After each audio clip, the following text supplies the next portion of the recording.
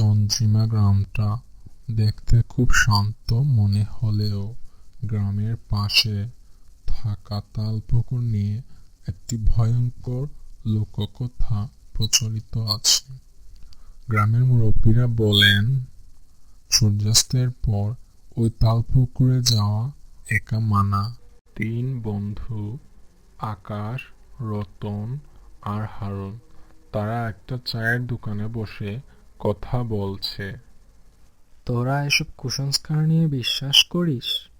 একটা পুকুর নিয়ে এত ভয় কিসের? ওটা কুসংস্কার না রে আকাশ। ওই পুকুরে যে রাতের বেলা একবার গেছে সে আর স্বাভাবিকভাবে ফেরেনি। ওখানে অদ্ভুত এক ছায়া দেখা যায়। হা হা হা হা, আমি এসবে বিশ্বাস করি না। আজ রাতে আমি একাই ওই পুকুর ঘাটে যাব। তোরা আসবি তো আমার সাথে? মাথা খারাপ নাকি? আমি কিন্তু যাব না। রাত তখন প্রায় 10টা। আকাশ আর রতন হাতে টর্চ নিয়ে তালপুকুরের দিকে এগোচ্ছে। আকাশ, দেখ বাতাসটা কেমন ঠান্ডা হয়ে গেল।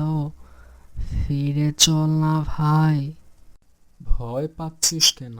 ওই তো পুকুরটা দেখা যাচ্ছে। তারা পুকুর ঘাটে গিয়ে পৌঁছালো। স্থির পানি, একদম আয়নার মতো। হঠাৎ পানির মাঝখানে একটা ছোট ঢেউ উঠল, যেন কেউ ডুব দিল। রতন, টর্চটা মারতো পানির দিকে, মনে হলো কিছু একটা নড়ল। আকাশ, আকাশ, ঘাটের পাড়ে ওটা কি? টর্চের আলোয় দেখা গেল একটি সাদা কুয়াশার মতো ছায়া পাড় দিয়ে পানির ভিতরে নেমে যাচ্ছে। ঠিক মানুষের মতো অবয়ব, কিন্তু কোনো চেহারা নেই। হঠাৎ চারপাশ অন্ধকার হয়ে গেল। টর্চের আলো নিভে গেল।